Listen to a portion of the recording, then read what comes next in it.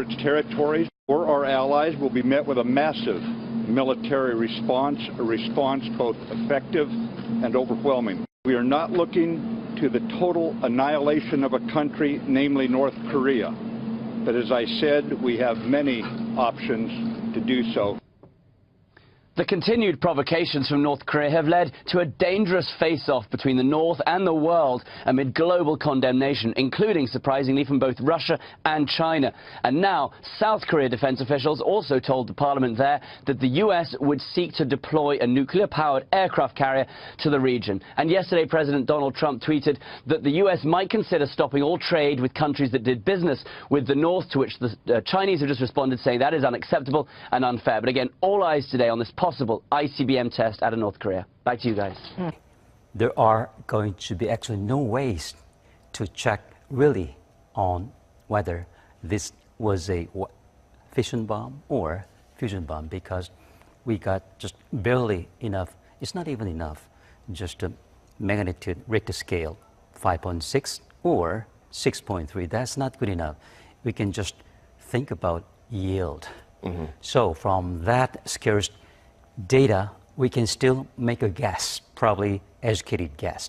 My guess is that it could be pretty much matured fission bomb or pretty much premature fusion bomb as far as yield is concerned. So there are going to be no solutions to this problem of whether they did fusion bomb testing, or which is actually hydrogen bomb testing, or atomic bomb testing. But the more important thing is that this is not a sheer game changer. They have totally redefined the rule of the game when it comes to nuclear warhead on the Korean Peninsula. That's the point.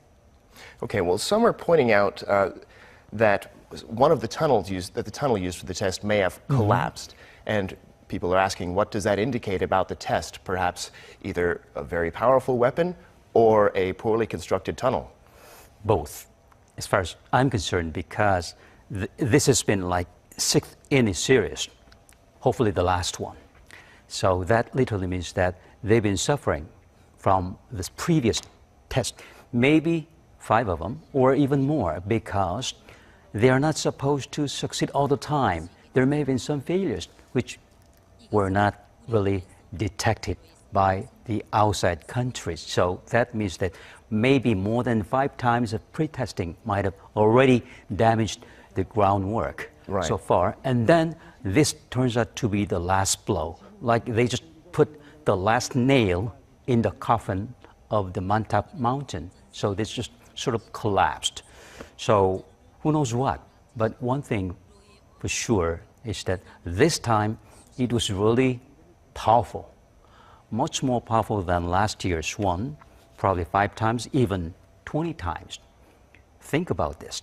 This more than almost 10 Hiroshima bombs. Well, isn't it scary? That it was a more powerful bomb is pretty clear. That was actually blasted underground, so there's good reason that the ground shook. And at the border, there was a basically earthquake. It's like a man-made earthquake being felt everywhere. So it must have been a very clear signal that there has been something big that went on yesterday. Right, well, another key claim in this whole thing is that this is a weapon that can be fitted onto a missile. Now that could be a long-range missile. Some are saying it could even be put onto a medium or short-range missile. How credible is that claim? Oh, that's another great question, by the way. But there's, again, no way of telling unless we have some more data. But my guess is that if you take a look at their basically replica of the design, which were presented actually just a few hours before the real testing, then that literally tells me that it looks very light, probably less than a ton. So that clearly tells me that they might be able to really tip the missile with less than 1 ton, basically a warhead. This literally means that their missile might be able to reach not just the West Coast, not Middle East, but also actually, I mean, Midwest, but also the East Coast, if they manage to really further downsize their warhead. So maybe not tonight, but it's coming. Maybe by the end of this year, maybe next year, early next year, it'll come. So the real nightmare is just around the corner. That's the real scary part of the whole story. The story is still unfolding. It's in progressive form. Could we focus a bit more on that point? It has been over 10 years since North Korea first tested a nuclear weapon. Using the example of other countries, there are 7 or 8 of them, I believe, that have nuclear weapons.